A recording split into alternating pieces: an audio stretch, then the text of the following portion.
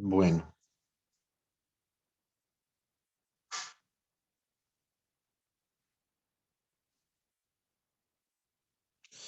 entonces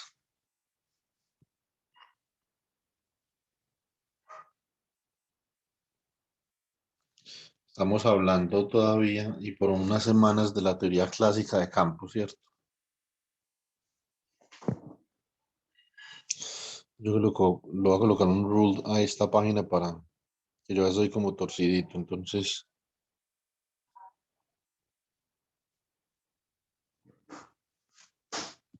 coloquémosle ruled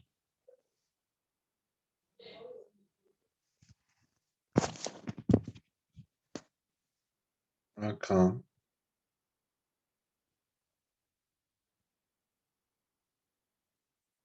El rule blanquito.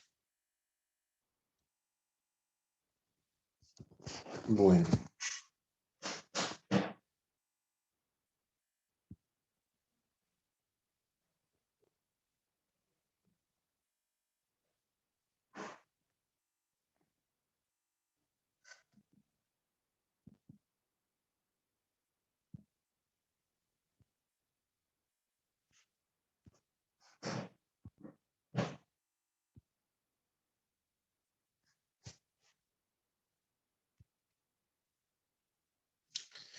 listo.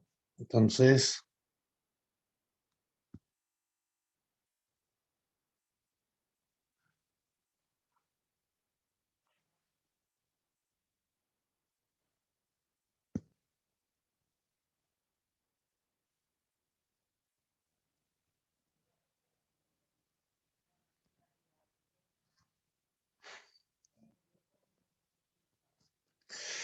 bueno, entonces en la teoría clásica de campo, nosotros habíamos eh, obtenido el límite continuo de la teoría.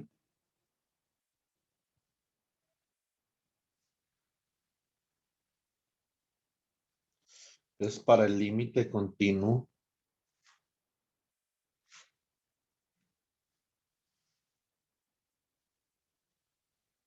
de una cadena de osciladores,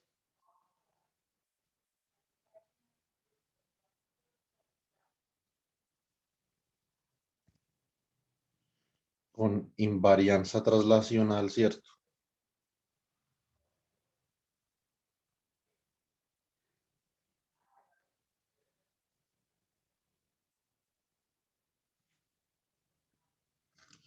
Entonces obtuvimos esto. Obtuvimos una densidad lagrangiana que dependía del campo y de sus derivadas covariantes, ¿cierto?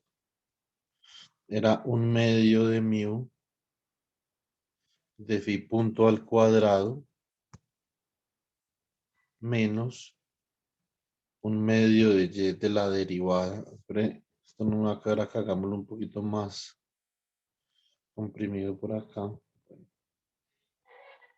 Es lagrangiano o densidad lagrangiana de phi, derivada covariante de phi, igual a un medio de la densidad de masa, phi punto al cuadrado menos un medio de y. Uy, no, no, no, qué escándalo, un segundito, chico.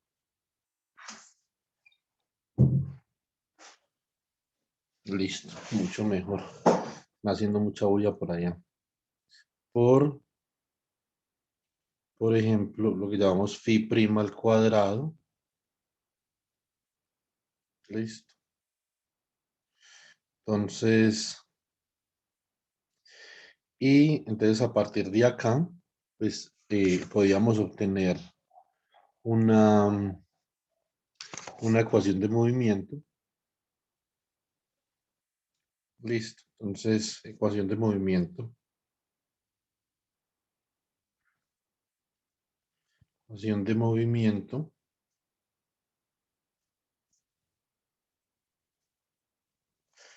usando el formalismo de Euler-Lagrange para campos.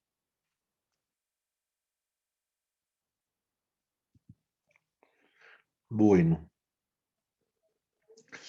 Entonces, siempre usamos el formalismo de Euler-Lagrange para los campos. Entonces, nosotros podemos escribir lo siguiente. Nosotros habíamos escrito en forma covariante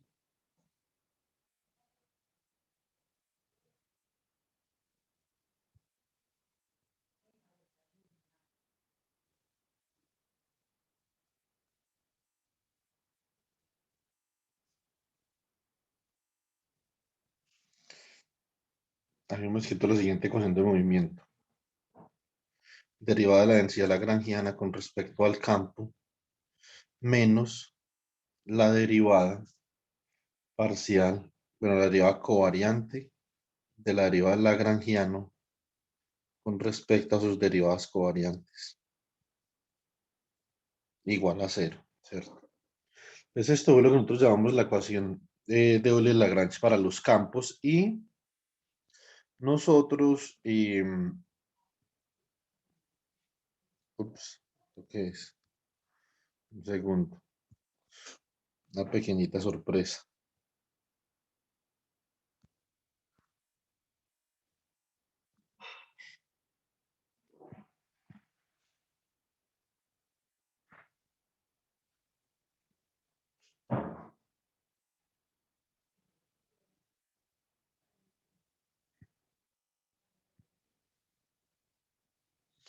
Bueno, y entonces, y nosotros habíamos dicho que esta ecuación de movimiento, entonces,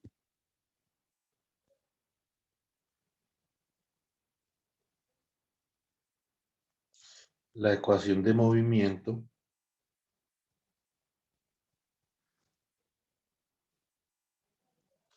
tiene una solución que llamamos instantónica. Estudiar las soluciones de las teorías de campo es muy importante. Yo ahorita les voy a compartir un libro, yo los mando con Guaira, donde, digamos, se analizan diferentes tipos de soluciones clásicas a teorías cuánticas de campo, ¿cierto? Entonces ya ahorita vamos a ver qué es una teoría cuántica de campo. Naturalmente no vamos a profundizar mucho porque esto no es un curso de teoría cuántica, sino de teoría clásica, pero es importante poder identificar que clásicamente nosotros podemos solucionar un cierto tipo de teorías cuánticas, ¿sí o no? Bueno, bien. Mm, Para esta teoría, entonces tenemos una solución instantónica que se debe a que esta ecuación de acá, o la ecuación de movimiento que surge de acá, es una ecuación de movimiento lineal, ¿cierto? Entonces la solución instantónica para el campo, por ejemplo, phi de x, t, sería igual a la suma desde k igual a cero, por ejemplo, hasta más infinito, de unos valores a sub k por e a la i kx menos omega t, ¿cierto? Eso se llama un instantón.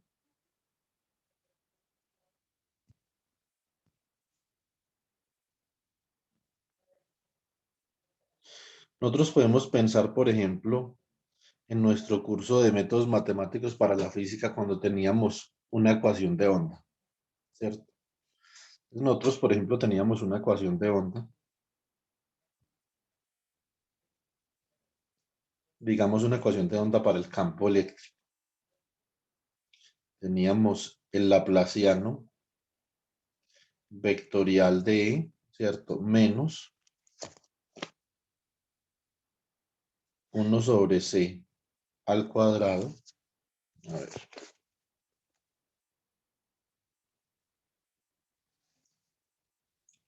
me conecto también desde el computador para ver cómo se está viendo la página.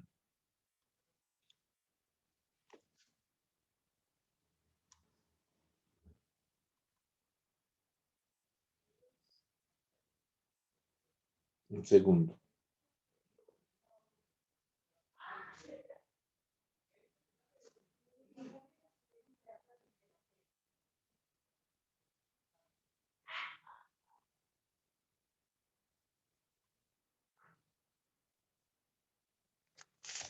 Bueno, entonces, Y teníamos la segunda derivada de E con respecto al tiempo, igual a cero. Esta es una ecuación muy parecida a la ecuación que surge de el formalismo de Euler-Lagrange, ¿cierto? Que nosotros de hecho, esto lo vimos en la clase pasada, ¿cierto? Entonces surgió una ecuación relativamente sencilla de solucionar antes de que introdujéramos el potencial que dependía del campo.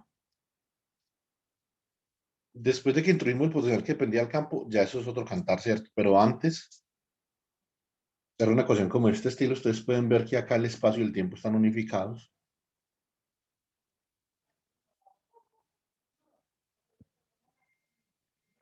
Esto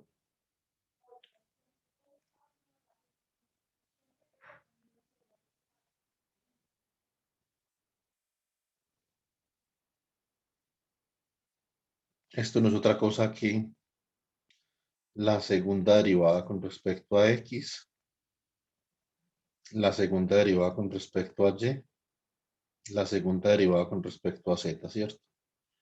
Y esto es la segunda derivada con respecto al tiempo, con un signo menos. Es de hecho, esto se puede expresar como la segunda derivada con respecto a X, la segunda derivada con respecto a Y, la segunda derivada, uy, me salí. La segunda derivada con respecto a Y,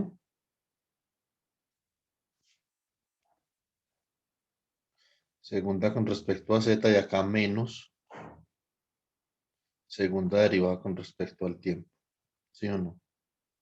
Esto podría ser equivalente a lo siguiente.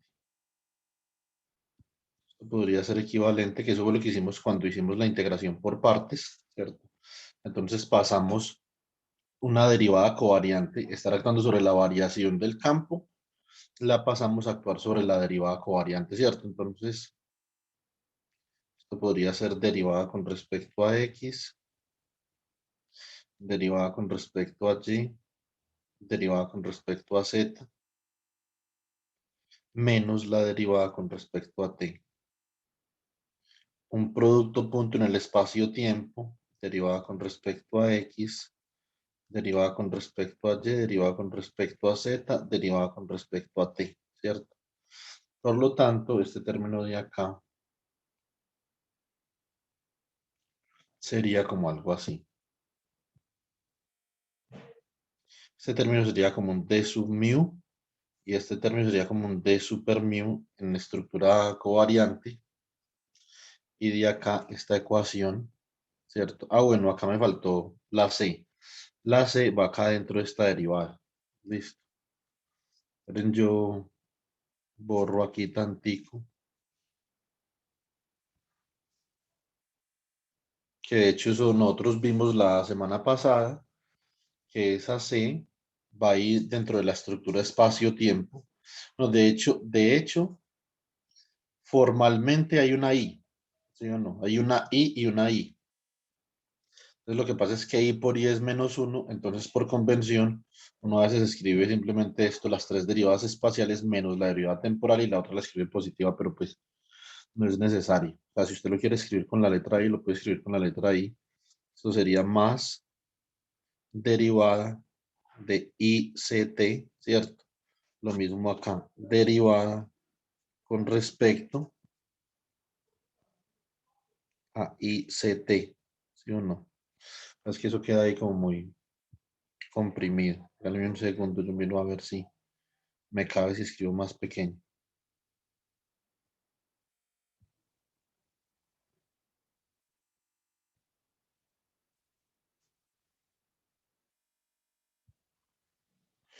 Bueno, a ver, punto d de x, d de y, d de z y la derivada con respecto a ICT, ¿cierto? Entonces, desde el punto de vista de la estructura relativista, esto queda así. Pero por convención a veces escribí acá con un menos y acá con un más, sin la letra I. Pero bueno, entonces esto sería, entonces la otra parte, la derivada covariante de super mu, y entonces ¿cómo queda esto? Esto queda acá, d sub mu por d super mu actuando sobre el campo eléctrico, sub mu, naturalmente, si usted escribe esto en notación covariante, el campo también. Y esto es igual a cero. Entonces, esta es la ecuación de onda.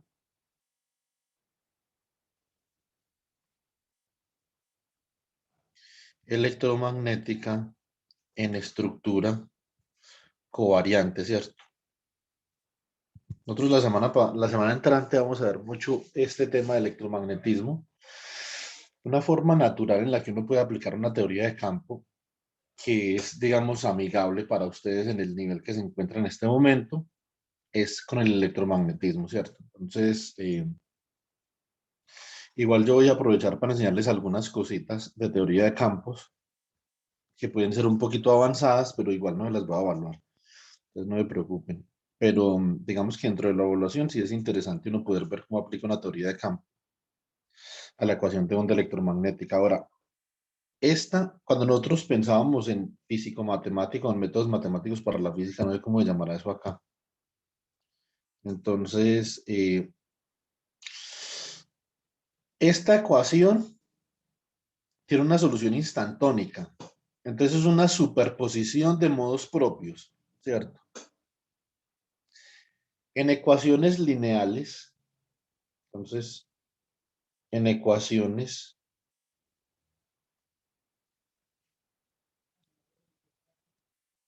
diferenciales, ya sea parciales o ordinarias,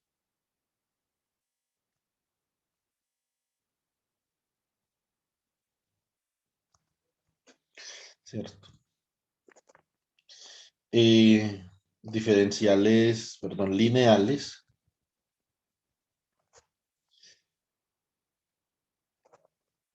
la solución general es una superposición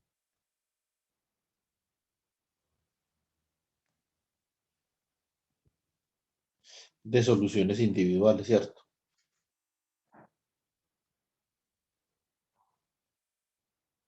Eso es lo que nosotros conocemos como el teorema de superposición.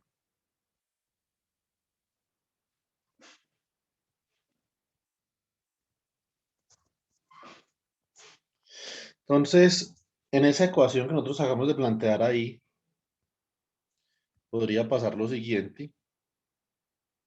Nosotros tenemos el laplaciano vector, entonces tenemos eh, laplaciano escalar de EX, laplaciano escalar de EY y laplaciano escalar de EZ, ¿cierto? Acá, menos 1 sobre C al cuadrado, segunda derivada con respecto al tiempo de EX, EY, EZ, igual a cero. Y ustedes podrán observar de acá que salen tres ecuaciones de onda. Salen acá tres ecuaciones de onda y, de la siguiente forma. Tres ecuaciones de onda escalares, ¿cierto? Homogéneas. Entonces quedaría laplaciano escalar de la componente en X menos 1 sobre C al cuadrado, segunda derivada de la componente en X con respecto al tiempo, igual a cero. Lo mismo para las otras componentes. Entonces, digamos que a nosotros nos bastaría solucionar una sola de estas ecuaciones, que yo me imagino que ustedes pues ya han solucionado en sus cursos de métodos matemáticos, ¿cierto? Por el método de separación de variables. Yo no voy a hacer el procedimiento, pero pues digamos si necesitan alguna aclaración, pues me pueden escribir y yo les aclaro, listo. Entonces, de hecho yo tengo, bueno, ahorita les envío unas diapositivas de mi curso electrodinámica, donde yo hago este cálculo, ¿cierto? Entonces es un cálculo bastante sencillo, ahí está bastante ilustrado. ¿De qué se trata? Entonces se trata de ese tipo de sistemas, después de que usted asume, entonces se asume que el campo en dirección J, que depende de X sub J, T, básicamente tiene esta forma. Tiene la forma del campo E sub J super 0, ¿cierto? De X sub J por E a la menos I omega T. Entonces, es decir, bajo esa suposición, debido a que la ecuación diferencial es lineal y homogénea, entonces nosotros podemos utilizar la suposición de variación armónica con el tiempo, ¿cierto?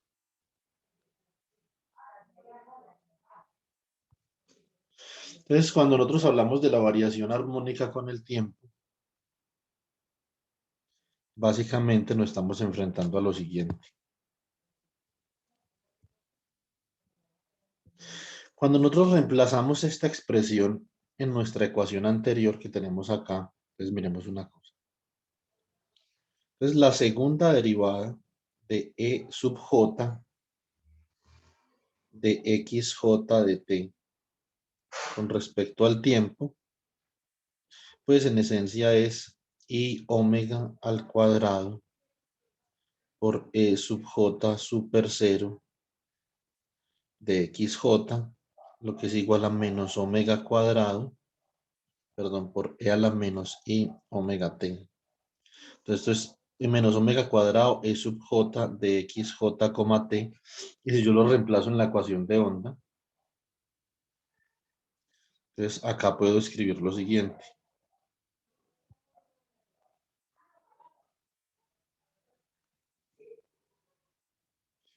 Reemplazando en la ecuación de onda,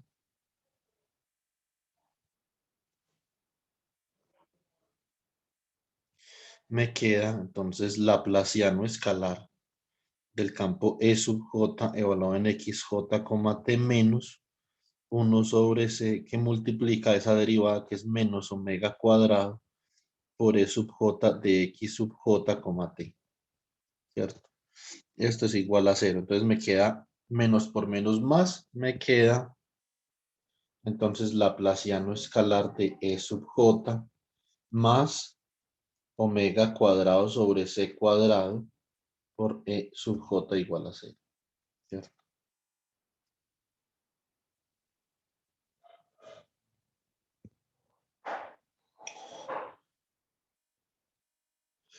Esto tiene unidades del vector de onda al cuadrado. Por lo tanto, nosotros podemos escribir laplaciano escalar de E sub J más K cuadrado de E sub J igual a 0. Y esto tiene un nombre muy particular. Esto se llama la ecuación de Helmholtz.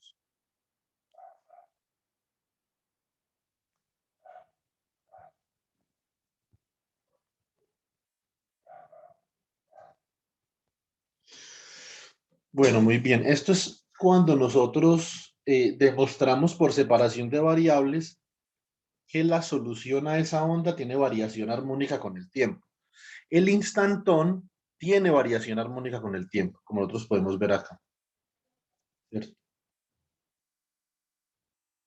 Bueno, muy bien. Entonces, ahora uno tendría que demostrar que esto varía en el espacio según E a la I KJX. Eso realmente no es difícil de demostrar, ¿cierto? Entonces,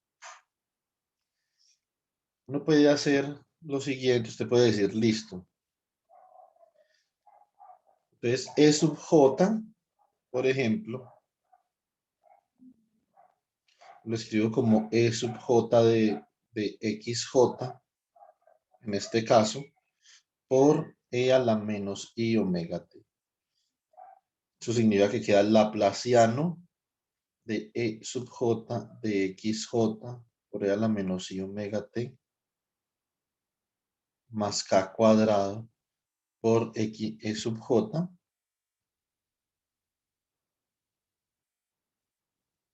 de XJ por E a la menos I omega T igual a 0. Entonces, esto, digamos, esto es una ecuación estacionaria.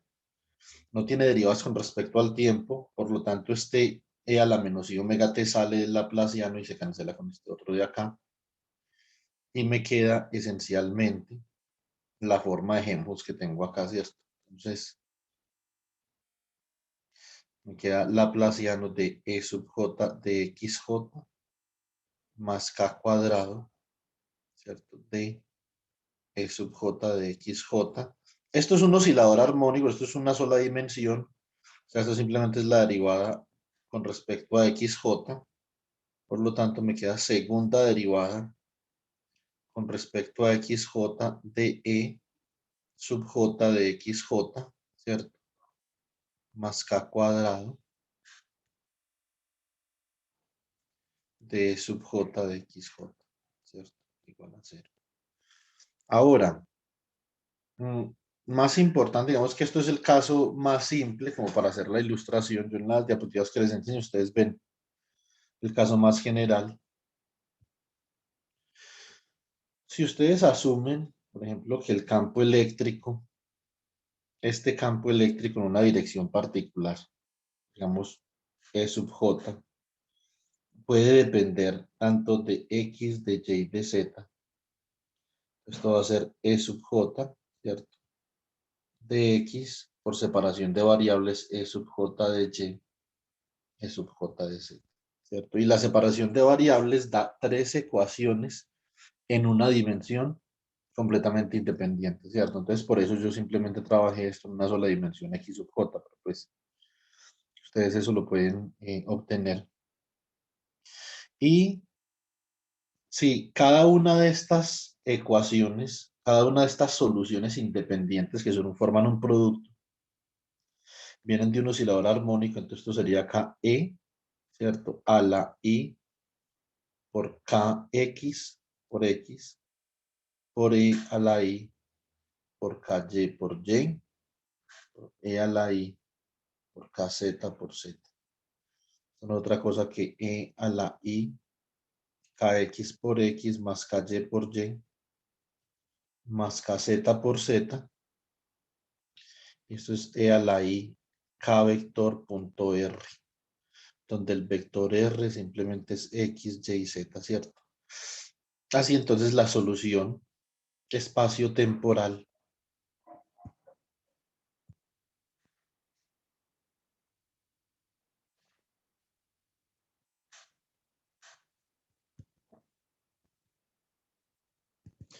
sería E para un K particular, ¿cierto? Nosotros no hemos dicho cuánto vale K.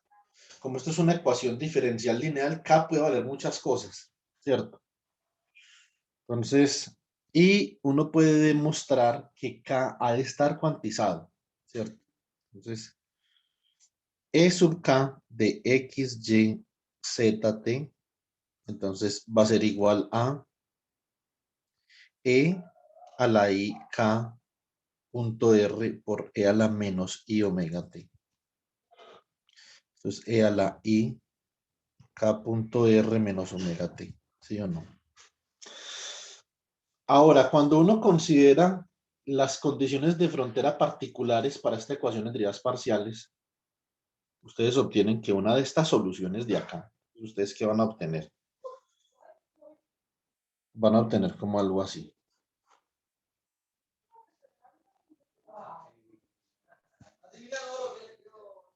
Entonces, van a tener como, digamos, A por E a la I KX por X más B por E a la menos I KX por X. Ambas son soluciones de ecuación diferencial, ¿cierto?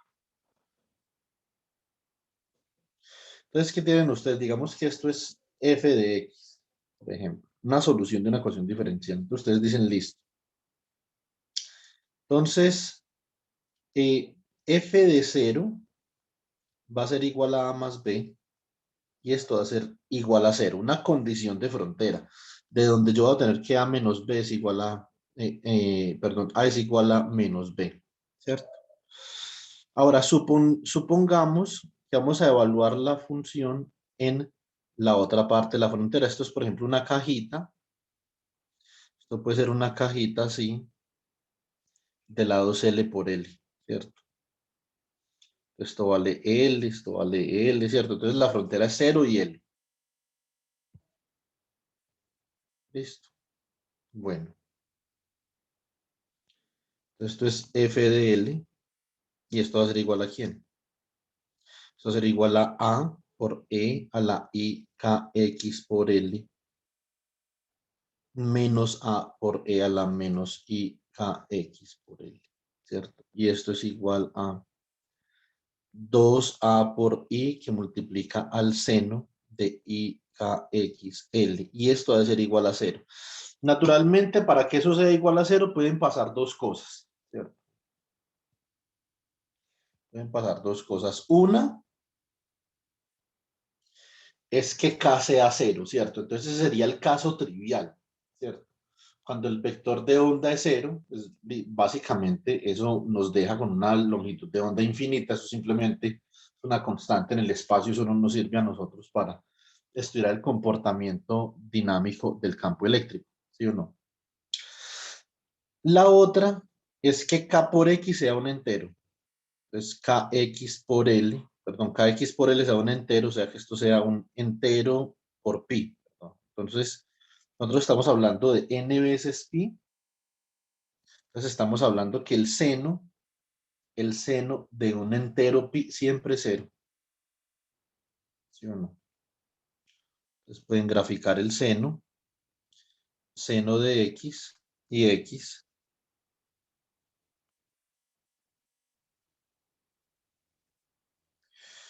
Esto es pi, esto es 2pi, esto es 3pi, esto por acá va a ser 4pi, etcétera, etcétera. Entonces, cuando el argumento del seno es un entero por pi, el seno es cero. Y de acá nosotros obtenemos que kx, digamos que esto es un entero nx, kx ha de ser igual a nx por pi sobre L. Puede ser Lx. Eso significa que el vector de onda está cuantizado. El vector de onda no puede ser cualquier cosa. El vector de onda tiene que ser un número entero por pi sobre Lx, ¿cierto? Que eso es lo que se llama en física del estado sólido, eso es lo que se llama la dimensión recíproca, eh, o ¿cómo se diría eso en español? Se llama del lattice constant, sería como con un parámetro en un espacio recíproco para un material, ¿cierto? Esto es similar, por ejemplo, a 2pi sobre t en el dominio del tiempo para la serie de Fourier, ¿sí o no? Entonces, mm, la serie de Fourier en el dominio recíproco de K es periódica, ¿cierto? Es una función periódica con periodo, acá en este caso, de pi sobre L, ¿cierto? A eso me refiero. Entonces, una vez nosotros hemos demostrado la condición de cuantización y sabemos que esta es la solución para un K particular, nosotros podemos decir lo siguiente. Como cada K está asociado con un número entero, entonces la solución general de E de X, Y, Z, T es una suma sobre cada valor particular de K de una constante de superposición A sub K por E a la I K punto R menos omega T, ¿cierto? Y esto es una solución instantónica, es decir, las ecuaciones homogéneas de onda tienen soluciones instantónicas.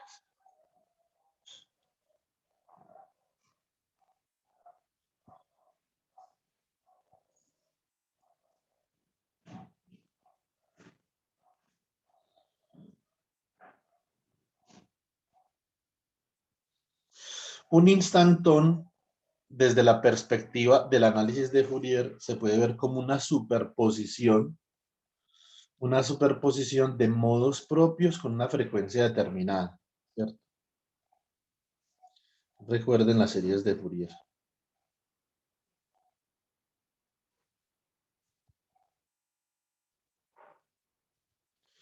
Ya coseno de n omega sub 0 t más bn seno de n omega sub 0 t, pero me imagino pues que ustedes esto ya lo deben de saber al derecho al revés.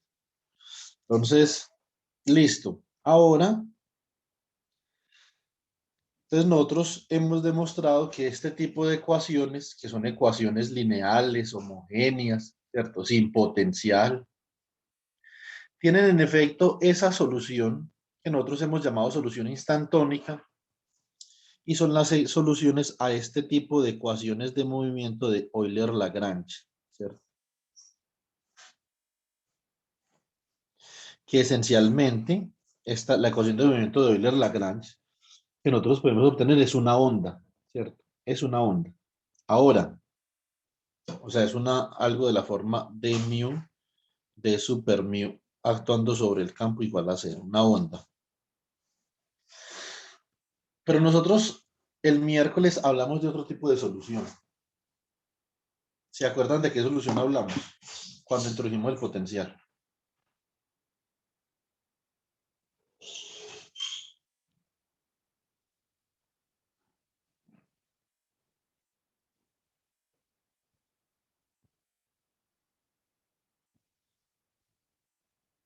A ver, ¿de qué solución hablamos el miércoles? Otro tipo de solución.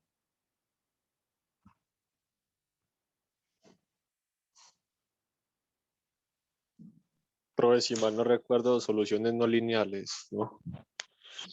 Sí, soluciones no lineales, pero más específicamente, ¿qué tipo de soluciones no lineales? Porque hay varias. Una solución no lineal podría ser cualquier cosa.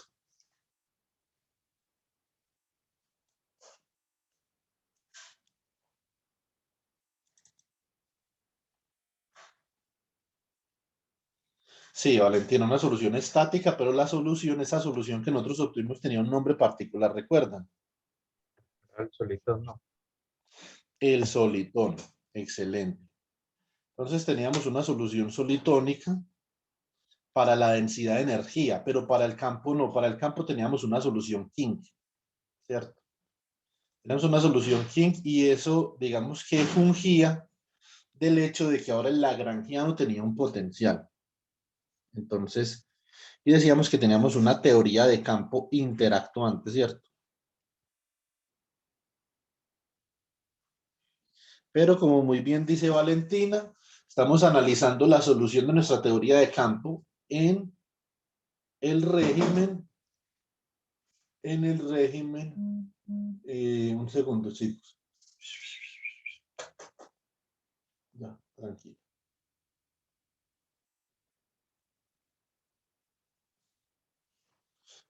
Chicos, un segundo, disculpen. Laura, ¿puedes venir, por favor? La gatica está asustadita. Ven, aquí. Mira, de pronto se nos vuela por ahí. Por acá se metió. Sí, está asustadita. Ah, ya, ya. Sí, no, tranquilo. Si no, que me asusta que se me vuela por ahí. Sí. Bueno. Chicos, disculpen, es que estamos recién pasados de casa y entonces los gaticos están asustaditos. Entonces me da susto que se me vuele. Disculpen, por favor.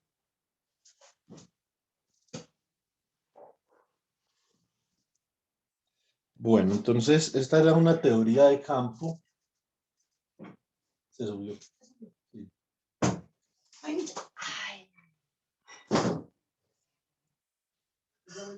Sí. Entonces, esta es una teoría de campo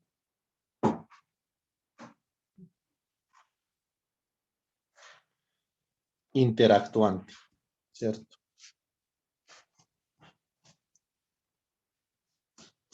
Las teorías de campo interactuante, donde hay interacciones, entonces dan como origen ecuaciones de movimiento no lineales con la ecuación de Ostrogradsky, de la que estaba hablando el compañero en la clase pasada, ¿cierto? Entonces, esa simplemente es un ejemplo de ecuación, ¿cierto? Entonces podemos escribir, por ejemplo, cómo luce la ecuación de Ostrogradsky.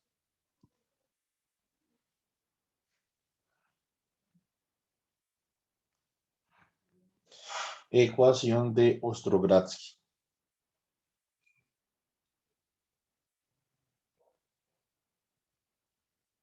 Entonces la ecuación de Ostrogradsky es parecida a la ecuación de movimiento que obtuvimos con Euler-Lagrange, o el polinomio de Euler y Lagrange, mejor dicho, menos la derivada covariante de la derivada parcial de la densidad lagrangiana con respecto a sus derivadas covariantes, ¿cierto? Pero tiene acá un término adicional, ¿cierto? Este es un término que vamos a ver la semana entrante cuando damos teoría de campo hamiltoniana, un término importante.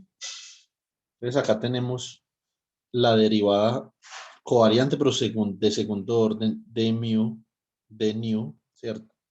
Con respecto, o de la densidad lagrangiana con respecto a la segunda derivada covariante del campo, ¿cierto? Esto es lo que se conoce como la estación de Ostrogradski, y para poder nosotros obtener este tipo de ecuación de movimiento, entonces lo que nosotros requerimos es una teoría de campo interactuante. Pero esto no me cupo muy bien acá. Tengo que escribir más pequeño.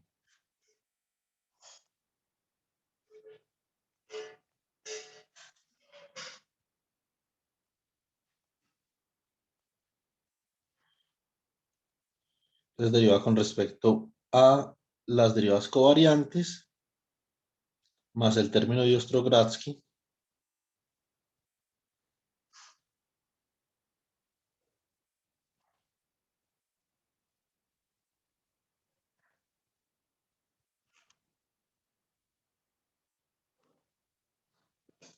esto es igual a 0. ¿Cómo obtenemos nosotros una ecuación de movimiento como de este tipo? Necesitamos una teoría de campo interactuante, ¿cierto? Entonces, necesitamos una teoría de campo interactuante, eso es importante.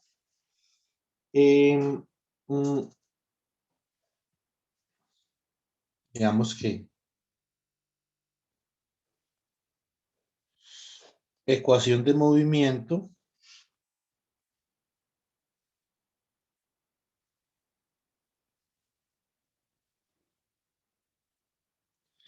que proviene de una teoría de campo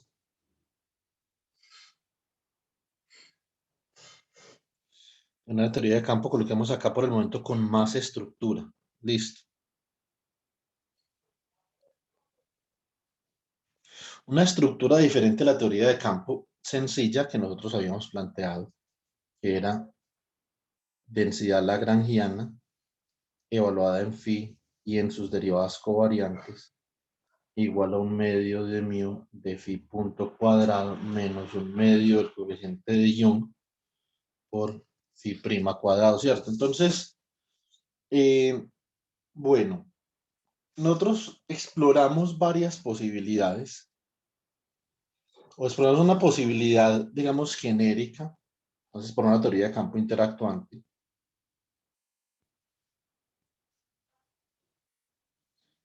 Teoría de campo interactuante.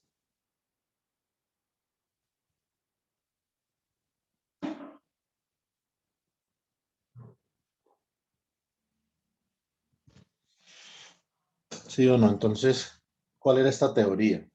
Esta teoría, en descripción covariante, habíamos escrito densidad lagrangiana, que depende de phi y de sus derivadas covariantes.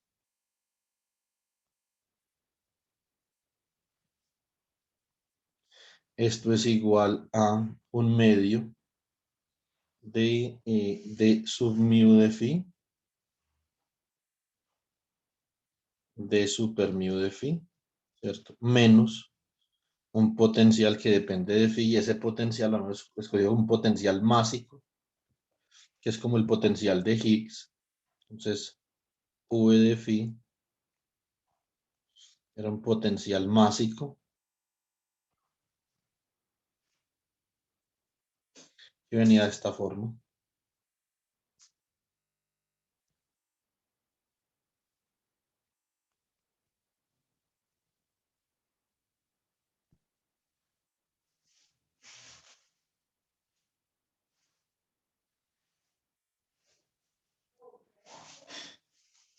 Listo, entonces esto era V de phi igual a lambda sobre 4 factorial, que multiplicaba a phi menos phi al cuadrado menos algo al cuadrado, ahí puede ser. Típicamente eso es con una velocidad, pero bueno. Entonces es un parámetro V. Y entonces nosotros graficamos diferentes casos dependiendo de la simetría del potencial. Cuando V es 0, que es un parámetro importante, entonces este potencial tiene un mínimo en phi igual a 0, ¿cierto?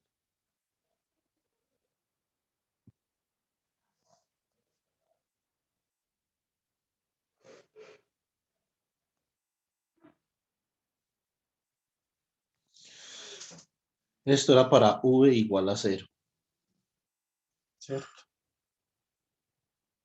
Muy bien. Y para V mayor que 0, entonces independientemente de si es positivo o negativo por la simetría de ese potencial, entonces nosotros obteníamos este comportamiento.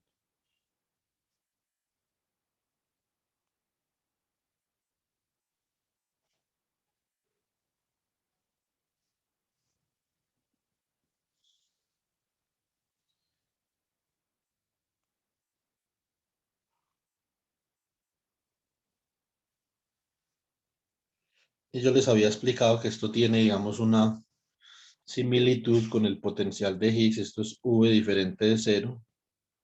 El potencial de ese sombrero mexicano, que acá, digamos, en estos vallecitos de acá es donde viven las excitaciones de Higgs, ¿cierto? Entonces, que son excitaciones de mínima energía. Esto es menos V y esto es V, ¿cierto? Entonces, este potencial produce una teoría de campo interactuante. Esto es diferente de 0. Y en esa teoría de campo interactuante, nosotros podemos escribir lagrangiano entonces. Como ustedes pueden ver acá, el lagrangiano, entonces de phi y de sus derivadas covariantes, sería como un medio de sub mu de phi, de super mu de phi, ¿cierto? Más unos términos de interacción de diferente orden. Entonces, ¿qué órdenes tenemos ahí? Tenemos órdenes de tenemos órdenes, tenemos constantes, órdenes al cuadrado de phi y órdenes a la 4. Ese es el problema, el orden a la 4, como yo les expliqué en la clase pasada. Entonces tenemos, por ejemplo, menos G1 por phi al cuadrado, menos G2 por phi a la 4, ¿cierto? Más una constante, que no importa en el formalismo de Euler-Lagrange, y como vamos a ver en el formalismo de Hamilton, sí que menos, porque las constantes no contribuyen a los observables. Las constantes en los funcionales de energía no contribuyen a los observables, porque usted para hallar la ecuación de movimiento saca una derivada. Por lo tanto, la derivada es a constante cero. Esto es una teoría de campo interactuante y nosotros obtuvimos una solución de kink para esta teoría, ¿cierto? Entonces, la clase pasada observamos que esta teoría se puede solucionar perfectamente con una solución de kink, ¿sí o no? Entonces, teníamos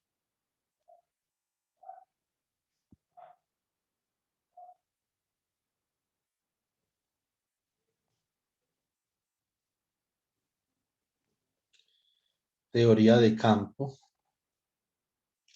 interactuante. Acá ya hay interacciones debido a ese potencial. Es como, por ejemplo, cuando ustedes tienen una partícula libre. Yo creo que eso es un buen ejemplo. ¿Cuál será la analogía? Entonces coloquemos acá, por ejemplo, sistemas de partículas. Vamos a hacer una analogía. Sistemas de partículas. Y acá vamos a colocar una teoría de campo.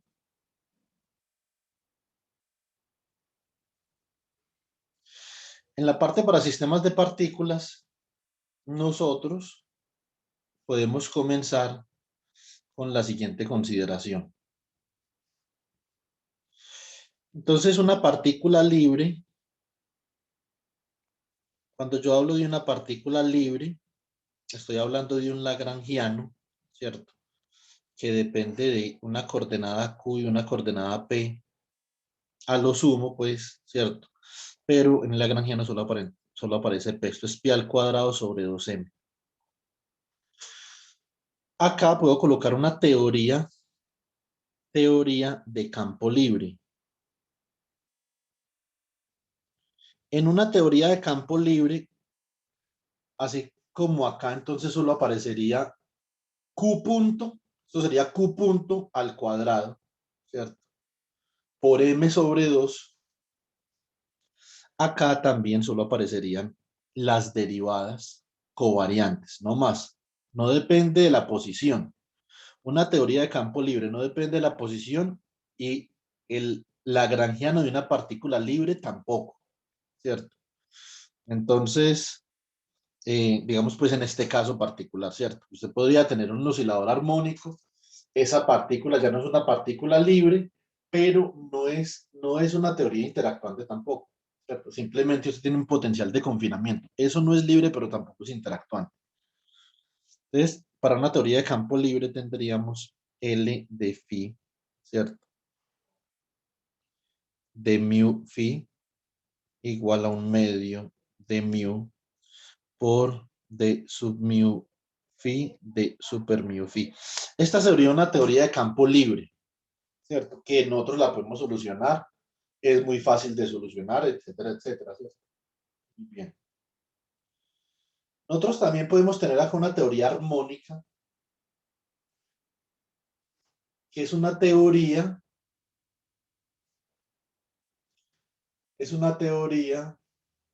que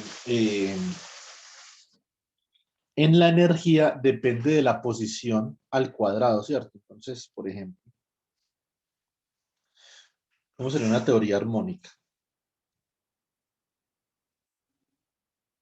Partícula libre, o más bien partícula en oscilador armónico, ¿sí o no? Entonces sería L de Q, P igual a P cuadrado sobre 2M menos un medio de la masa por la frecuencia del oscilador al cuadrado por la coordenada al cuadrado. Entonces acá, teoría de campo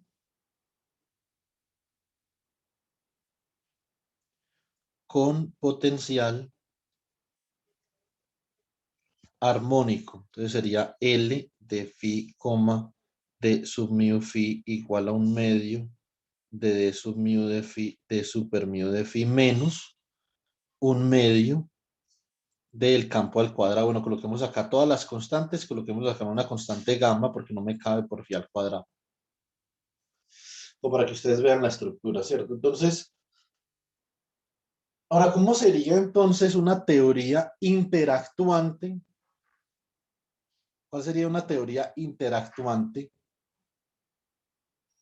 para el caso de una partícula? ¿Cierto? Entonces,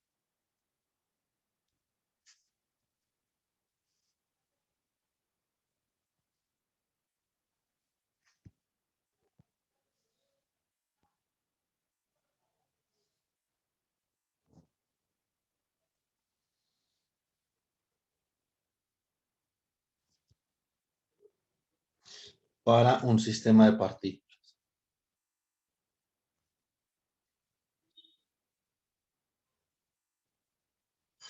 Pues hay varias formas de ver eso. Ustedes pueden, por ejemplo, añadir perturbaciones a un potencial armónico, ¿cierto? Puede ser el término de Fermi-Pasta-Ulam, por ejemplo, que son términos anarmónicos que dependen de la posición a la 4, ¿cierto? Pero el caso, digamos, que se me viene a mí a la mente más emblemático es la interacción de Coulomb. Entonces tiene, por ejemplo, dos electrones.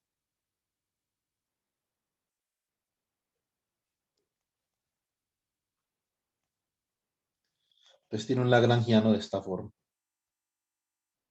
Entonces tiene P1 al cuadrado sobre 2M1 más P2 al cuadrado sobre 2M2. Bueno, si de pronto por allá se acuerdan de mí en mecánica estadística y ustedes ven que yo puse las masas diferentes, simplemente es para una generalidad matemática.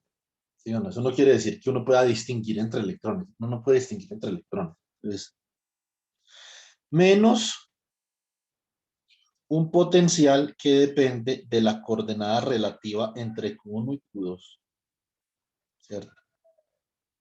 Y entonces uno puede decir ahí, no, pues eso parece no interactuante. O sea, eso depende de la forma que tenga el potencial, ¿cierto? Entonces usted puede decir esto es P1 al cuadrado sobre 2M más P2 al cuadrado sobre 2M menos, por ejemplo, E al cuadrado sobre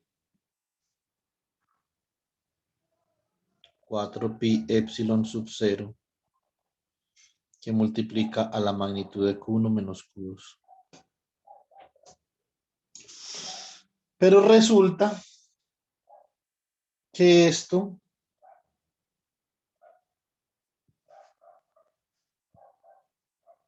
uno sobre la magnitud de Q1 menos Q2. Esto se puede expresar como una suma. Esto es una suma, digamos, desde n igual a 0 hasta más infinito, de una función acá que depende del valor de Q1 y Q2 por un polinomio. Vamos a llamar, este polinomio lo vamos a llamar P sub n, ¿cierto? De Q1 menos Q2. Entonces sumamos sobre estos polinomios y estos polinomios, o sea, esta función P sub n tiene una estructura polinomial en Q1 menos Q2. O sea que esto va a ser del orden de 1 más la magnitud de Q1 menos Q2 más, puede ser un medio de la magnitud de Q1 menos Q2 al cuadrado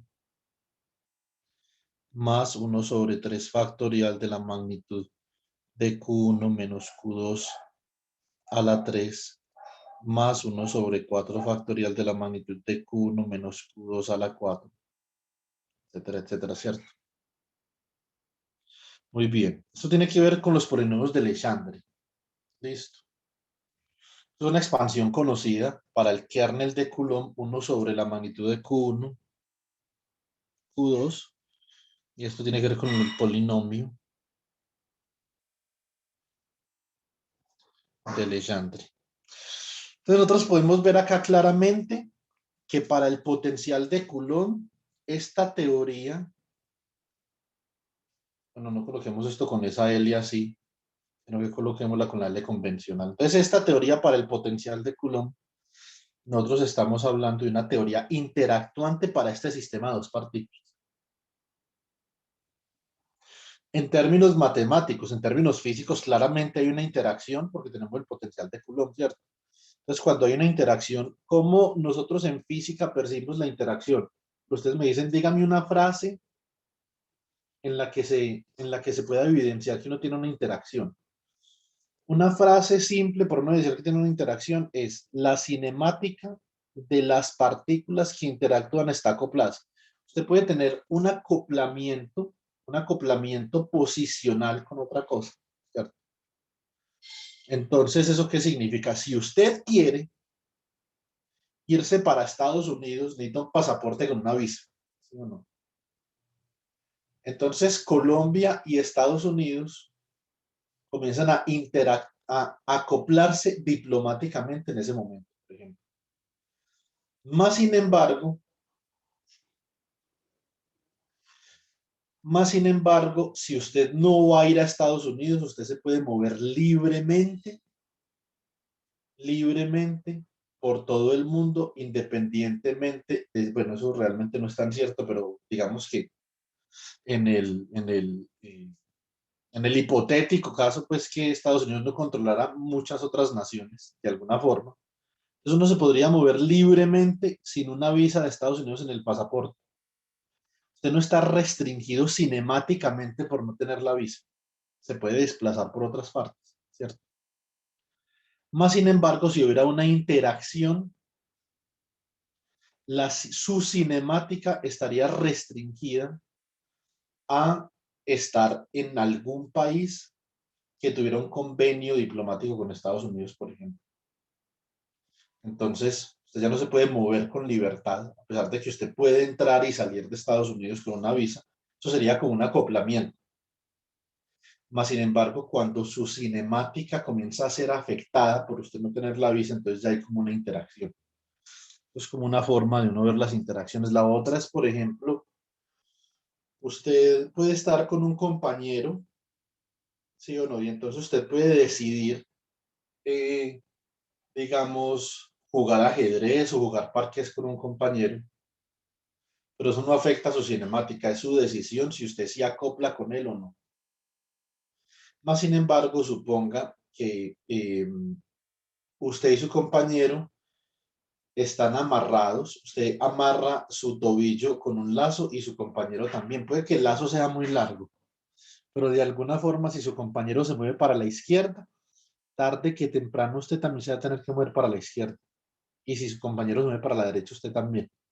Así el lazo sea relativamente largo, ¿cierto? Entonces ahí es donde nosotros comenzamos a ver cuál es la escala de longitud de la interacción. Si el lazo es infinitamente largo, naturalmente ustedes dos no están interactuando. Usted se puede mover para donde usted quiera, él se puede mover para donde usted quiera, y a pesar de que tienen un lazo, la correlación entre ustedes dos se caracteriza por una escala de longitud que es mucho menor que en la longitud del lazo, ¿cierto? Entonces, en ese caso, la interacción es tan débil que se puede despreciar. Cuando la escala de interacción o la separación entre las partículas es muchísimo mayor que la escala de correlación de la interacción, ¿cierto? Entonces, ahora, tener un acople, es decir, usted estar acoplado con un oscilador armónico no significa estar interactuando con otra partícula. Eso es diferente, ¿sí o no? Entonces, la interacción y el acople son dos cosas diferentes. En términos matemáticos, nosotros vemos la interacción en el lagrangiano como términos de orden a la 4, ¿cierto? Entonces, cuando este lagrangiano de acá ha de tener términos del orden de Q a la 4, entonces uno dice que hay una interacción. Lo mismo en una teoría de campo, ¿cierto? Entonces, un segundo. Entonces, una teoría de campo interactuante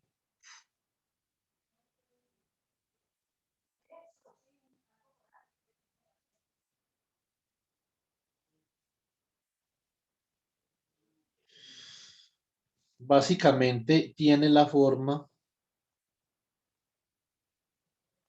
de un término cinético o de partícula libre.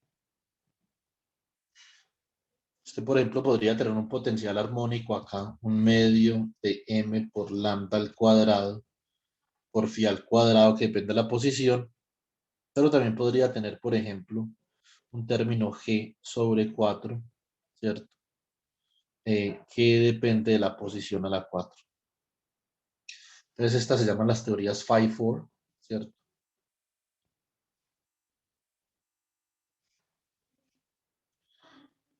Phi-4 theory. Y estas son teorías de campo interactuantes, ¿cierto? Nosotros vimos en la clase pasada que para el potencial, para B de phi igual a lambda sobre 4 factorial que multiplica phi al cuadrado menos v al cuadrado, la densidad lagrangiana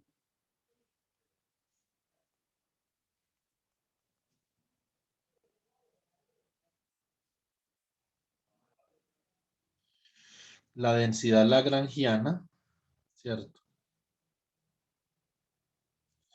L de phi,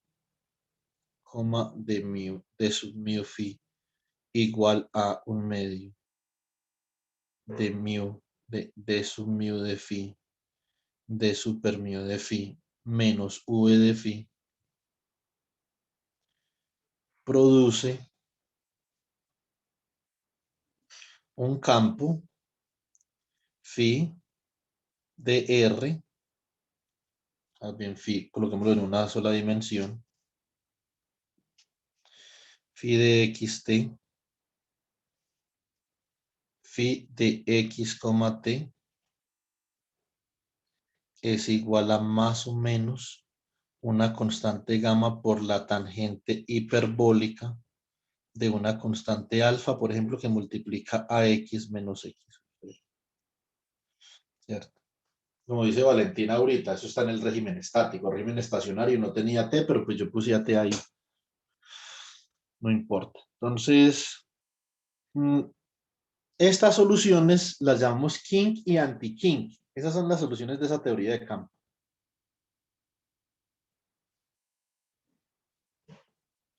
Kink y anti-kink. Estas son soluciones no lineales, ¿cierto? Kink, anti-kink, por ejemplo.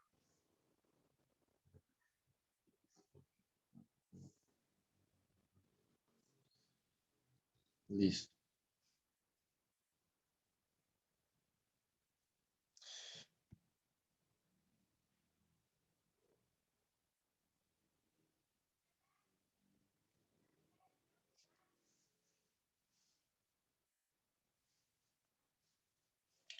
No estaba vaina tan torcida.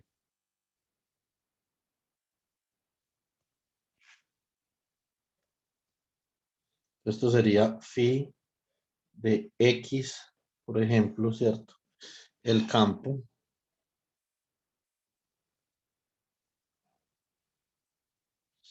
Uno se podría también preguntar, venga, entonces, ¿qué es el campo en términos de la ecuación de Euler-Lagrange? El campo es una función espacial, ¿cierto? Es una función espacial que satisface la condición variacional para la acción. Eso es muy importante. ¿Qué es un campo cuántico? Un campo cuántico es una condición, es una función espacial que satisface la condición clásica de la acción. Eso es un campo cuántico. Eso no significa bajo ningún precepto que en la mecánica cuántica la única forma posible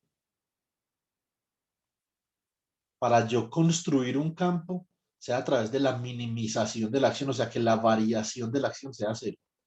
En mecánica cuántica hay otras posibilidades que se llaman posibilidades no clásicas o de menor probabilidad, ¿cierto?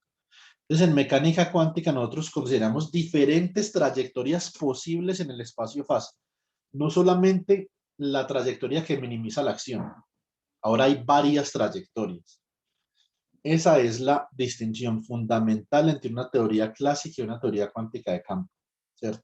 Entonces, en mecánica cuántica, por ende, nosotros veremos, no podemos definir con certeza la trayectoria a través de la cual se mueve una partícula, por lo tanto, o usted conoce con precisión la posición o el momento, pero no los dos. Lo mismo para el campo cuántico. Para el campo cuántico, o usted conoce con precisión el campo o su derivada covariante, pero no puede conocer las dos, ¿cierto? Y eso es lo que nosotros llamamos una condición canónica de cuantización. A eso vamos a llegar. Listo. Entonces, los kink, que son la solución a esa teoría clásica de campo interactuando que nosotros habíamos visto.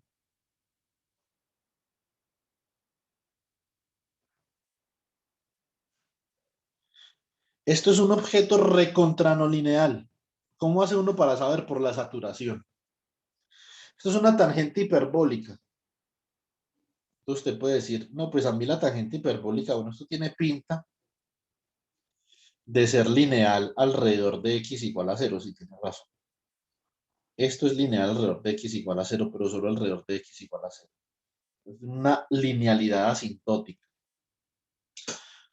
Alrededor de la localización de la energía, como vamos a ver. De la localización de la energía del campo, que es un solitón. ¿Qué es lo que es un solitón acá?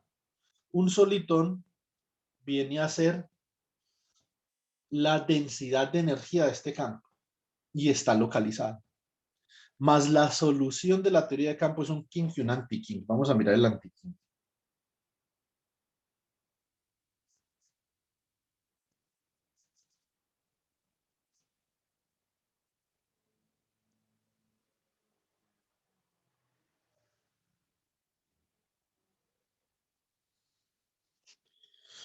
El anti-kink será como algo así. Listo. Esto me quedó como feito por acá.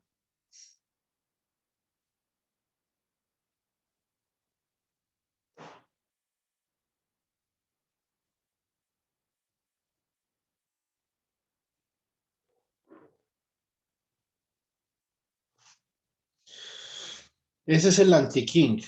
O sea, este sería phi sub menos de x.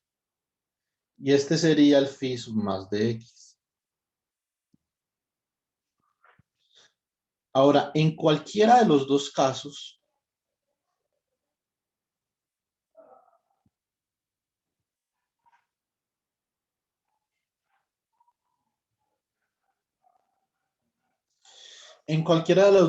la densidad de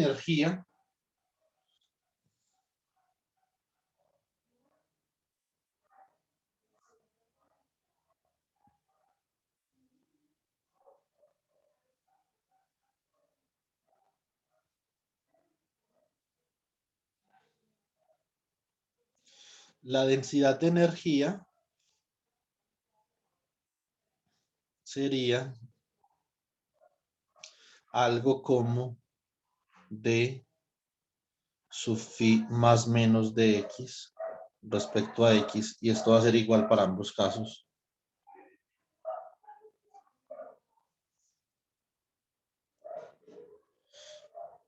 Entonces esta es una excitación localizada alrededor del punto donde se intersectan los kinks, alrededor del punto donde los kinks son lineales, y en la medida de que los kinks se hacen ya o no se pueden aproximar linealmente,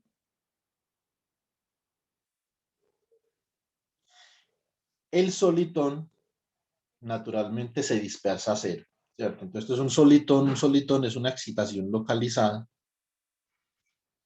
de dispersión constante.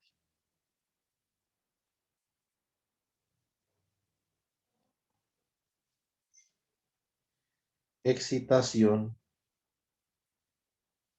localizada de dispersión constante.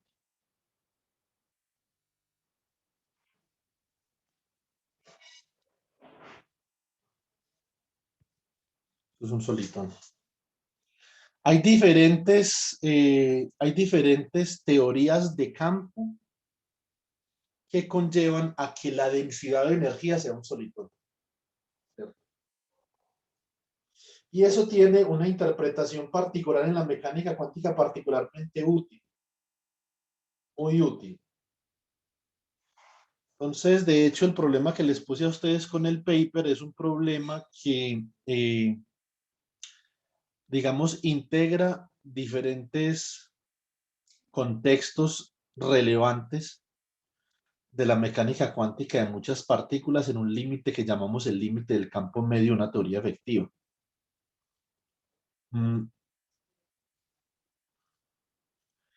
Tenemos reducción de dimensionalidad, tenemos la ecuación de movimiento, tenemos cuantización vertical. Hay diferentes situaciones que surgen en ese problema que son bastante interesantes, ¿cierto? Ahora, en mecánica cuántica, típicamente los campos no se pueden observar. Usted lo que observa son otras cosas, ¿cierto? Observa, por ejemplo, secciones diferenciales de scattering, por ejemplo, o puede observar la energía del campo, por eso nosotros hablamos de la densidad de energía del campo. Con respecto a los solitones, hay varias preguntas importantes que a nosotros como físicos interesados en la parte no lineal o la física no lineal nos debemos de preguntar. La primera de las cuales es, entonces, por ejemplo, preguntas importantes.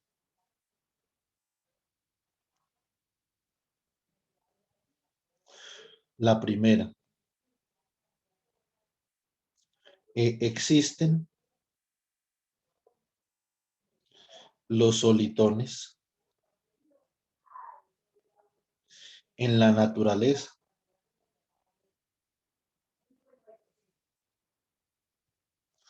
¿Será que los solitones existen o no existen? Son simplemente una estructura matemática que satisface un problema particular de valor en la frontera.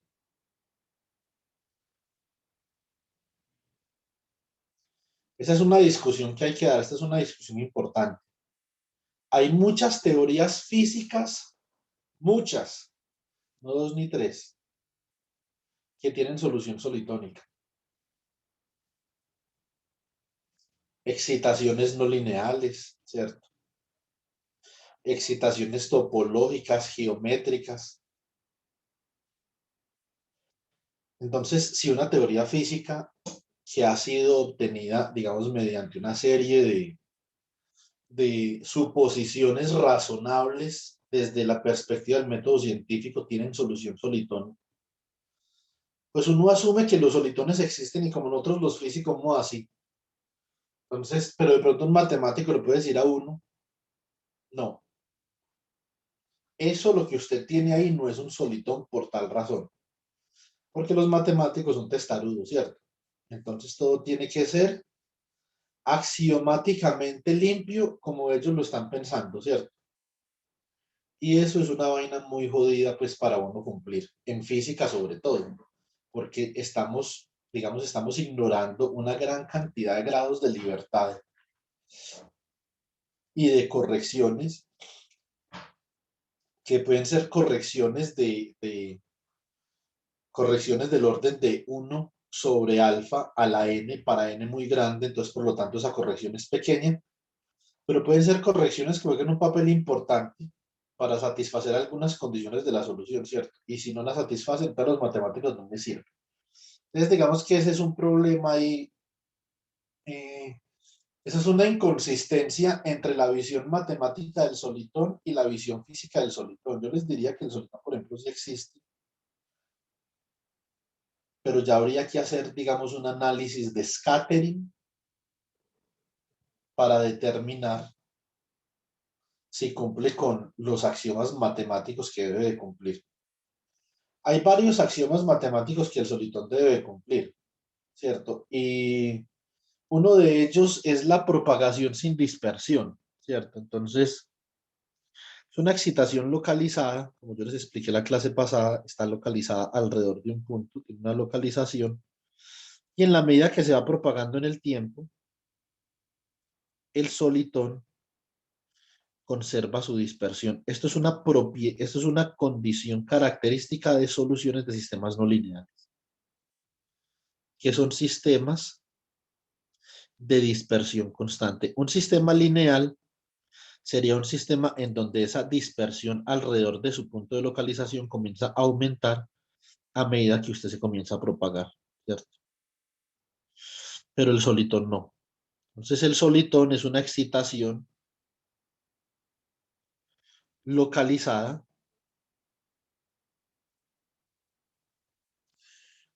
Hay un compromiso entre la dispersión y la localización, por lo tanto, dispersión constante.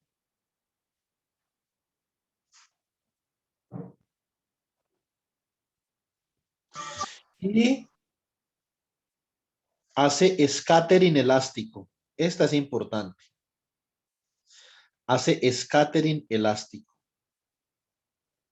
Por lo tanto, para uno poder analizar bien los solitones y la característica de los solitones, uno forzosamente tiene que hacer un análisis de scattering.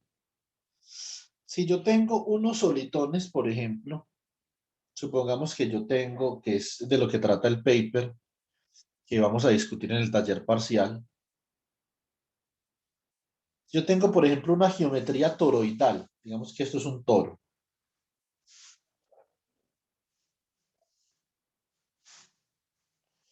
Ya lo dibujo así.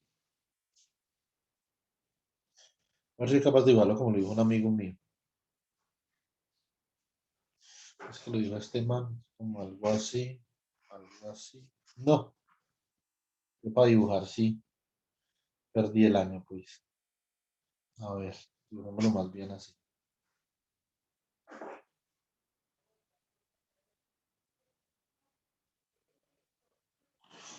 Ustedes son unos chicos de muy buena imaginación, entonces imagínense que eso es un toroide. Va a tocar utilizar, cuando hablemos de toroides, va a tocar utilizar diapositivas porque definitivamente no hay capaz de dibujar un toroide. ¿Cierto? Entonces supongamos que por acá, de alguna forma, la solución de una ecuación de movimiento requiere que un solitón se propague en una dimensión a lo largo de este toroide. Pero supongamos que hay dos solitones que se están contrapropagando a velocidades iguales. Este solitón se está propagando en esta dirección debido a que naturalmente esto viene de un kink, por ejemplo, phi sub más, y este otro solitón se está propagando en esta otra dirección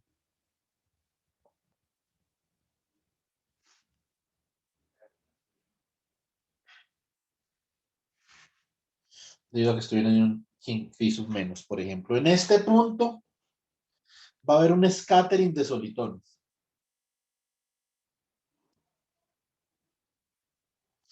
La pregunta fundamental que estudia las matemáticas en este caso de acá, en el punto de scattering, en el punto de impacto entre solitones, es la siguiente. Sea, por ejemplo, F1 de X, o coloquemos F menos, pues, como para conservar la notación, F menos de X, un solitón,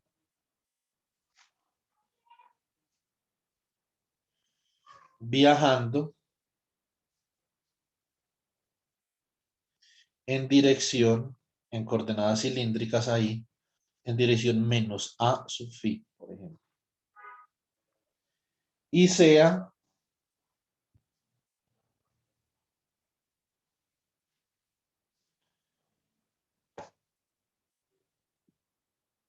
F de menos X, un solitón, viajando en dirección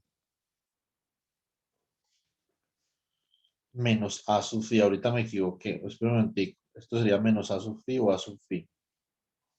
No, este sí es A sub phi. No está bien. En dirección A sub phi en coordenadas esféricas. Entonces, de acá, de esa geometría toroidal por donde están viajando los solitones, así como la geometría del paper, entonces va a surgir la siguiente pregunta.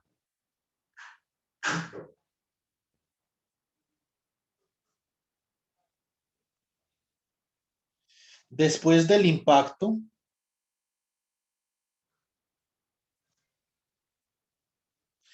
F menos de X y F más de X siguen siendo solitones.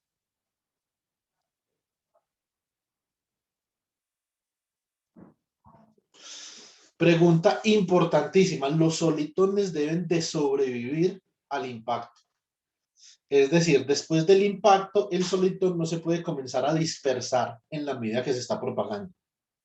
Tiene que conservar las propiedades de solitón luego del impacto. Eso es un punto muy importante. Segundo punto. El impacto debe de ser elástico, ¿cierto? Entonces, la energía de los solitones antes del impacto y la energía de los solitones después del impacto se conserva, ¿cierto? Entonces, los solitones se dispersan elásticamente. Estas dos condiciones, digamos que desde la perspectiva de un físico, esto resume someramente lo que un solitón debe de cumplir. Muy someramente, ¿cierto? Entonces, hay otras condiciones que son más de un espacio de representación funcional, o sea, hay que hacer, digamos, que algo de análisis funcional pesado, entonces, pues, de ese tamaño por el momento. Entonces, pero esas dos condiciones son condiciones necesarias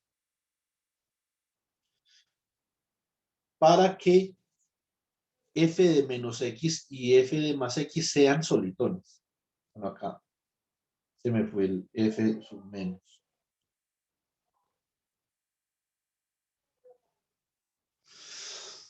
Entonces, la pregunta que nosotros en teoría nos hacemos cuando hacemos física teórica es, bueno, nosotros tenemos una solución solitónica.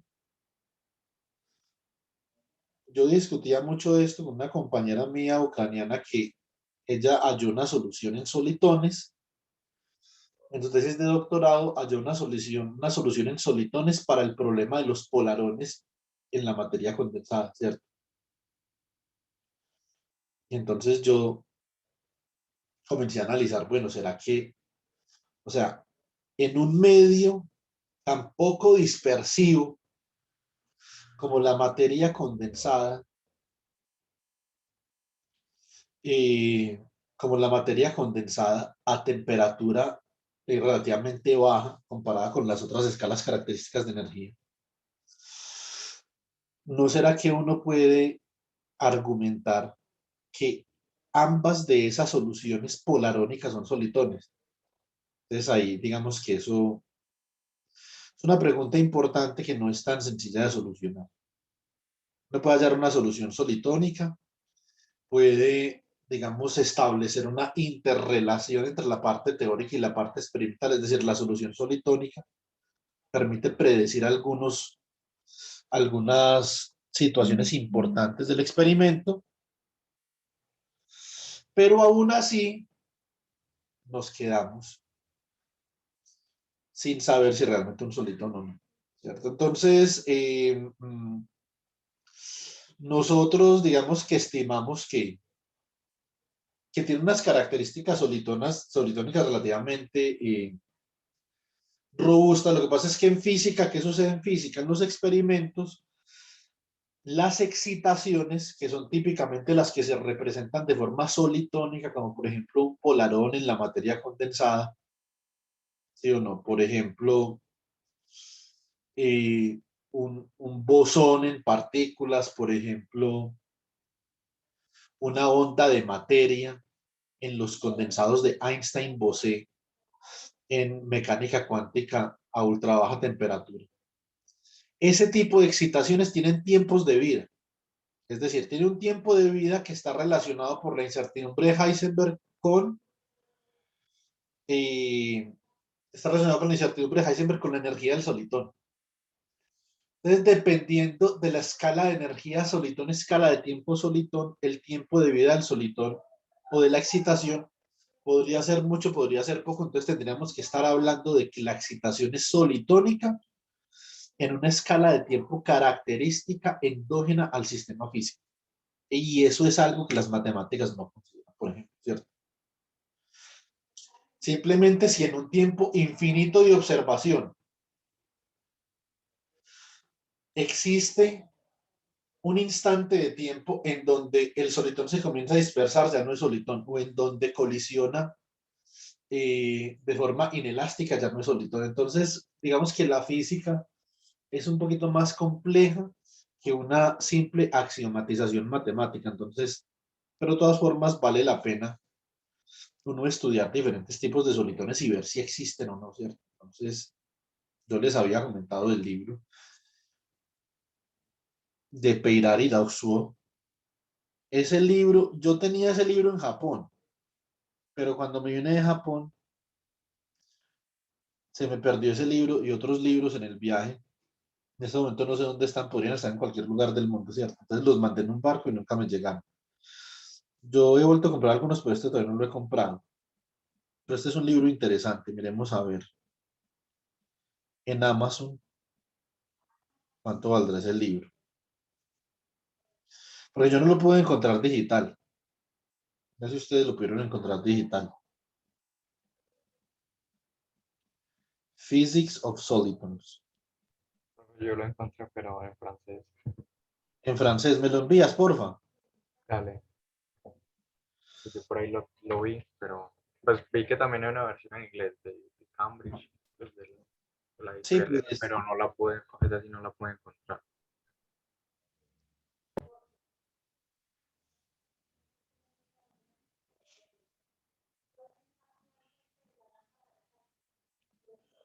a ver, es este.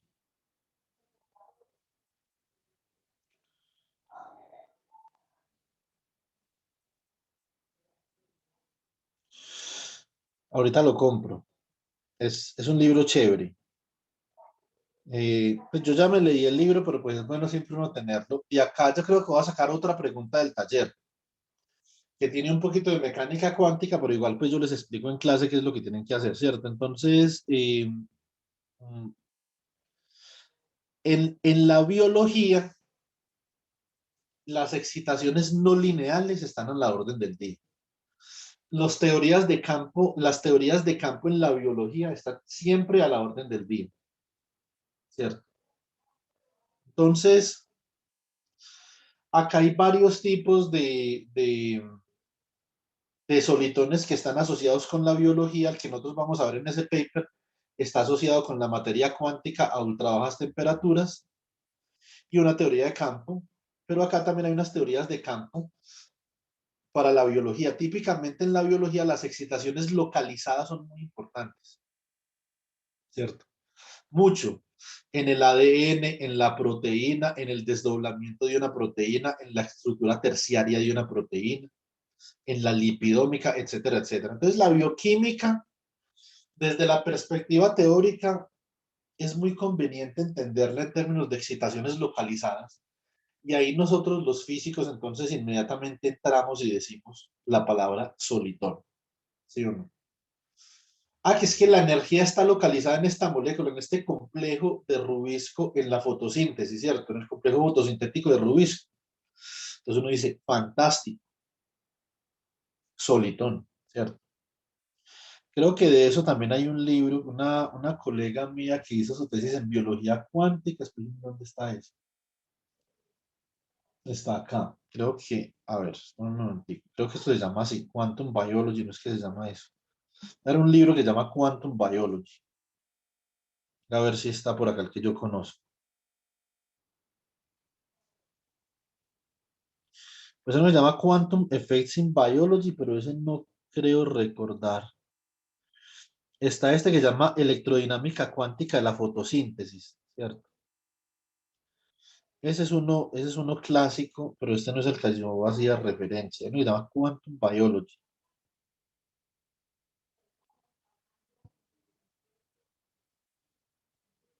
Uy, no, quieto. Entonces, debe ser como algo parecido a esto. Quantum Effects in Biology. ¿Quién es este man? Masoud Mohseni. Debe ser iraní. Creo recordar que este no es.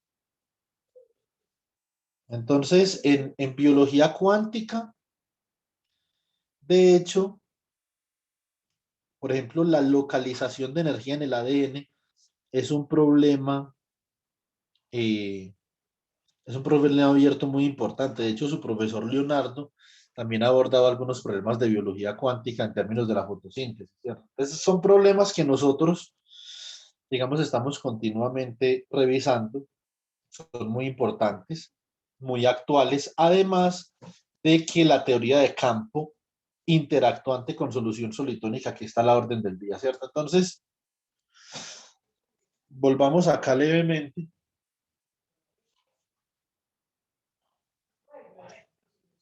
Un segundo, chicos. Busca la billetera mía. Donde esté la billetera está la plata. No sé dónde está.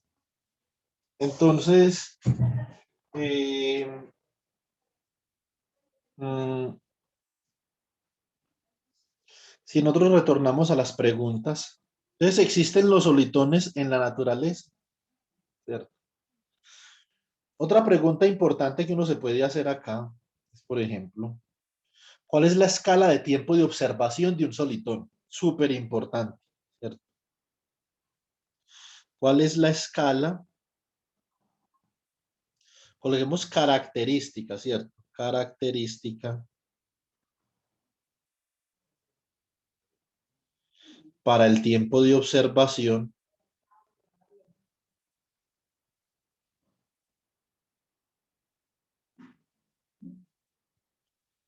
de un solitón. Y una tercera pregunta que se les escribo por acá, ¿por qué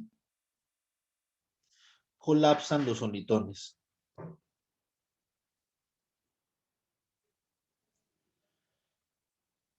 Esta es una pregunta que está escrita de una forma que a mí no me gusta, pero es por el espacio. La pregunta que uno como físico se debe de hacer es, ¿cuáles son los mecanismos?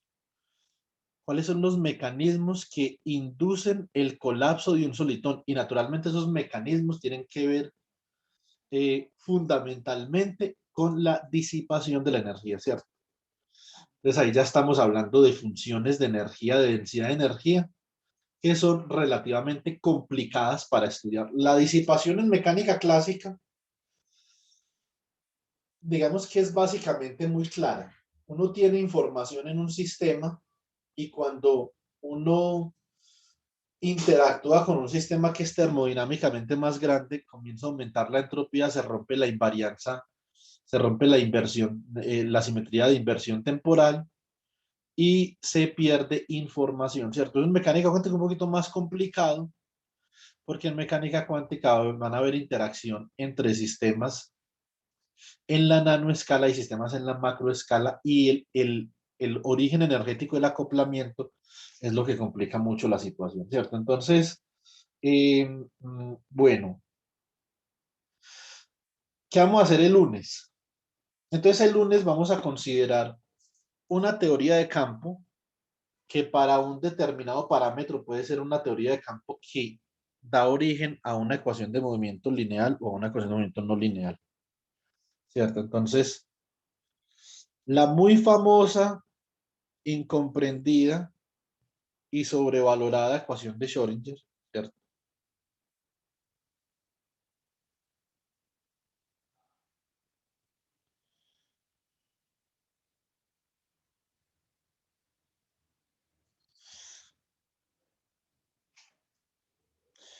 Nosotros la conocemos como IH barra,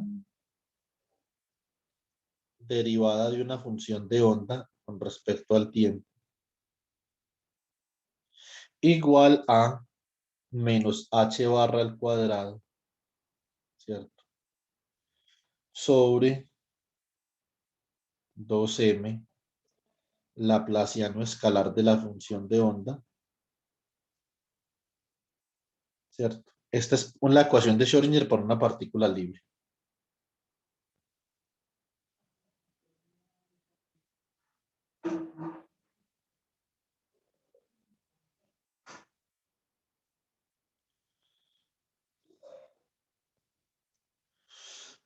Muy bien. En el libro de Goldstein hay un ejercicio propuesto, pero pues como yo les dije, los ejercicios de Goldstein son relativamente sencillos de hacer. Entonces, donde nos responden una pregunta importante. ¿Qué teoría de campo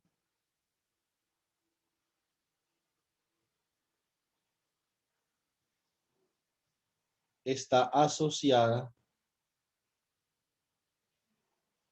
con la ecuación de Schrödinger? Bueno, realmente es al revés. Escribamos esto mejor al revés para que seamos lo más formales posibles. ¿Con qué teoría de campo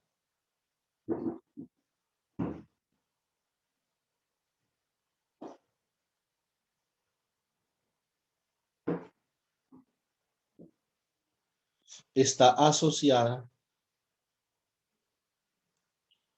la ecuación de Schrödinger?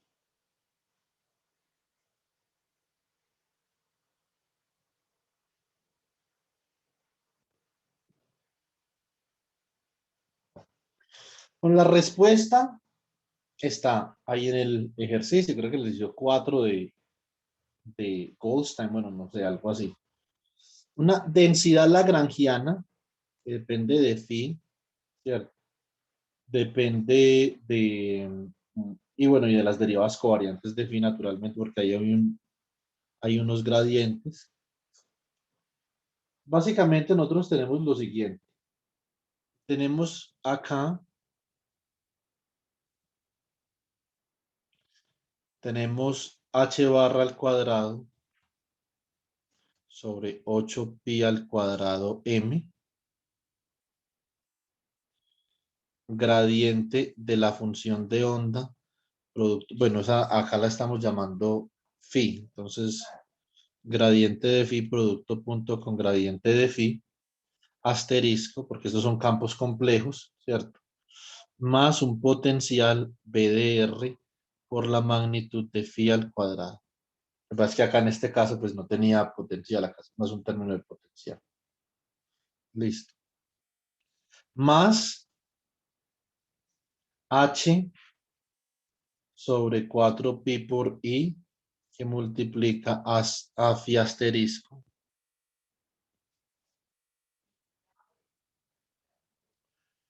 por phi menos phi por phi asterisco. ¿Sí o no? Bueno, muy bien. Entonces ustedes tienen que demostrar que pueden obtener una ecuación de movimiento para phi y para phi asterisco usando el formalismo de Euler-Lagrange. Pero lo que esto tiene, esto no va a tener una solución solitónica, esto va a tener una solución dispersiva que es un paquete de ondas. Es solución dispersiva. Entonces vamos a hallar la solución en el taller, solución dispersiva, paquete de ondas se le llama, ¿cierto? Esa va a ser la solución a esta teoría de campo. ¿Qué hay que agregarle a esta teoría de campo para que la solución sea solitónica? Eso es una pregunta que en la que yo quiero que ustedes mediten, ¿cierto? ¿Qué tipo de teoría de campo admite una solución solitónica de la ecuación de Euler-Lagrange? Entonces, y acá tenemos posibilidades, tenemos ecuación no lineal de Schrödinger, por ejemplo, ¿cierto?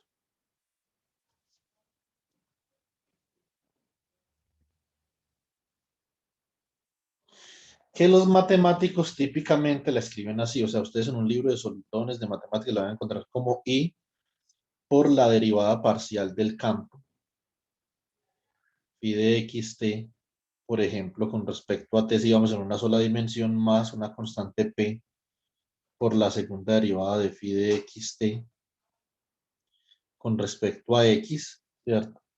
Más una constante más q que multiplica a phi de xt magnitud al cuadrado por phi de xt igual a 0.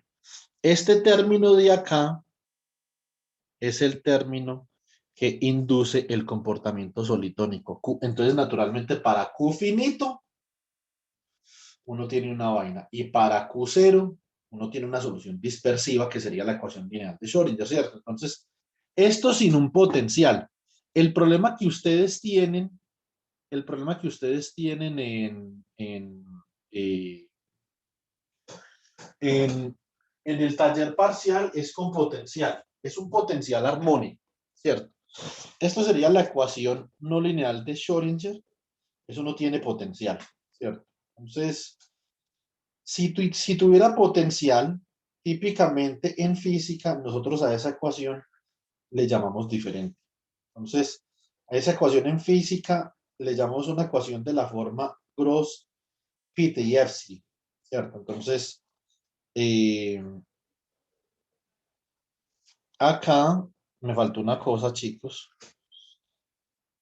Esto es, disculpen. Esto es phi asterisco por phi punto. Listo. Y esto es phi por phi punto asterisco. O sea, estas son derivadas temporales. Yo diría, porque no está la derivada temporal ahí. Bueno, entonces, a esta ecuación que nosotros tenemos acá, Le podemos agregar un potencial y tenemos la ecuación de Gross-Pitaevsky. Esto es para un sistema físico que se llama condensados de Bose-Einstein.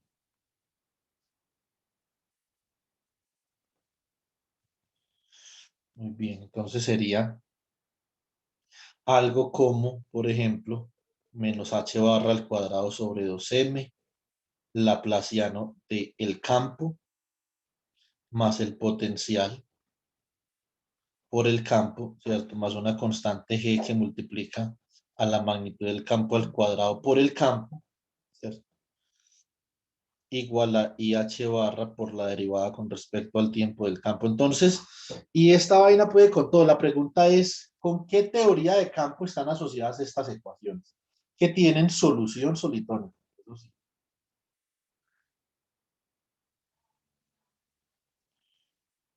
¿Con qué teoría de campo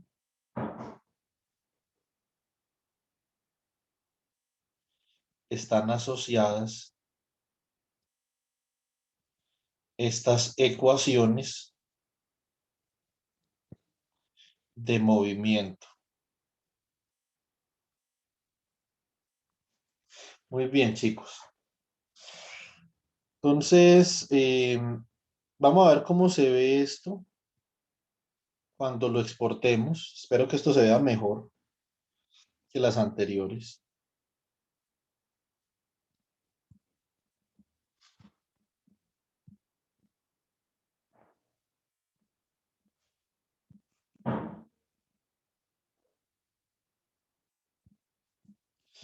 Y nos vemos el lunes en el taller. Yo les voy a mandar estos enunciados de la ecuación de Schrödinger no lineal y la ecuación de Gross-Pitaevsky para que ustedes los tengan sobre el fin de semana y los vayan trabajando. Listo, chicos. Profe, y para que porfa nos mandes las grabaciones si ya tienes la posibilidad. Sí, sí, sí. Para que las veas. Apenas ya voy a organizar aquí mi oficina un poquito para no tener esto como tan desorganizado y apenas la organizo ahorita en la tarde, entonces les mando las grabaciones. Listo, Jonathan. Genial, profe, muchas gracias. Bueno, jovencitos, que pasen buen fin de semana. Feliz tarde igualmente.